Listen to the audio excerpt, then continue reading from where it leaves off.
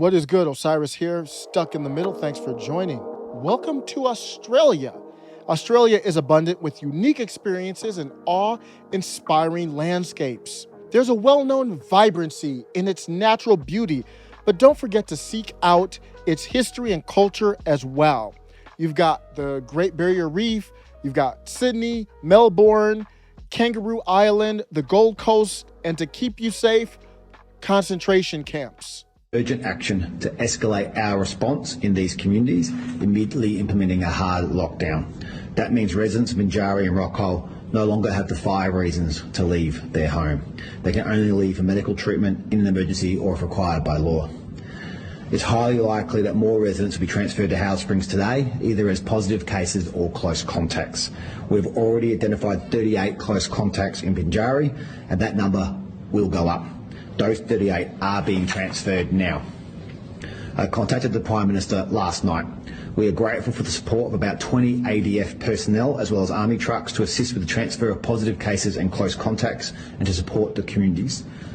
The Australian Army has begun forcibly removing residents in the Northern Territories to the Howard Springs quarantine camp located in Darwin after 9 new cases of that thing were identified in the community of Binjari.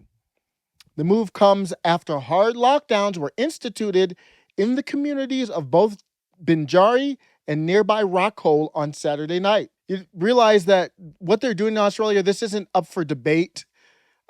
This isn't a democracy. The people of Australia have no say. Do you think at all that your rhetoric around calling people anti-vaxxers, some of whom were vaccinated, has had an impact at all on vaccine take-up in parts of the territory? No, and I'll repeat it.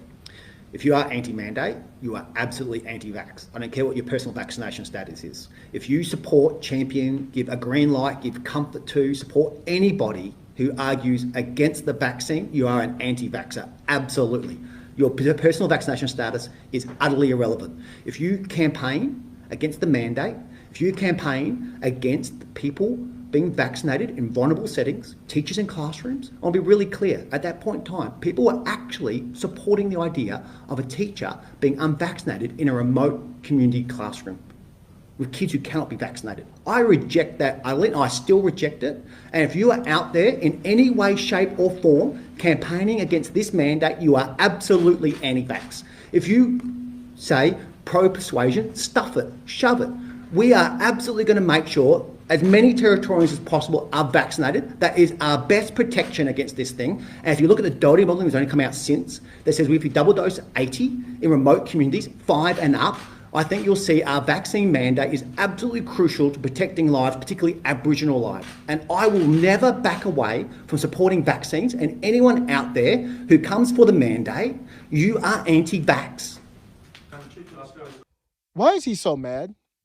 Does that rhetoric of the term anti-V remind you of what we're dealing with in the States? What's the difference between where we are and where Australia is? Zuby describes it. He says, this may sound hyperbolic, but the USA's Second Amendment could be the one thing standing between the world's population and complete global tyranny. It's not hyperbolic, Zuby. It's right on point.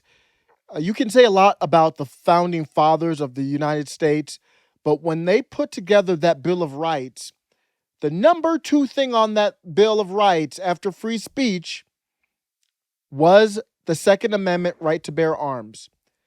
Say whatever you want. Those founding fathers were brilliant. They predicted hundreds of years ago what would happen right now, and there's no other document. Even though we in America as a whole country we've lost respect for this document to the point where I've said before I wouldn't wipe my ass with it. But it is a solid document if you have a country willing to embrace it. There is no other document in the world like it. Let me repeat. In Australia, the Army is now transferring positive cases of that thing. So if you have that thing and you test positive, you are being transferred via Army truck to one of these locations. Here's what one of those camps looked like from a TikToker in September.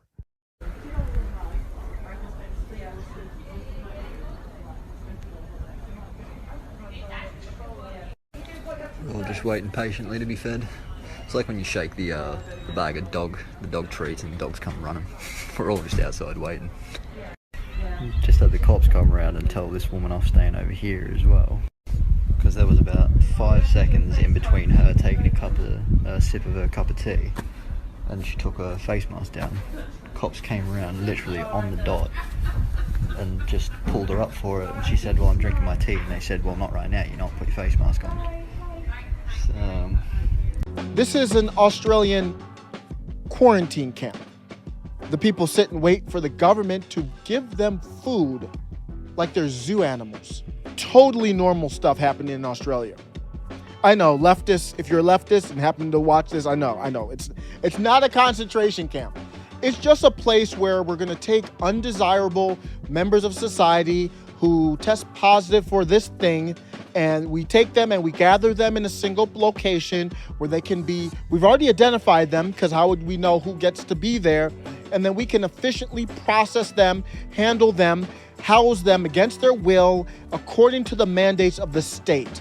I know, it's not a concentration camp. We're not concentrating people anywhere. It's just a conspiracy theory. Take care.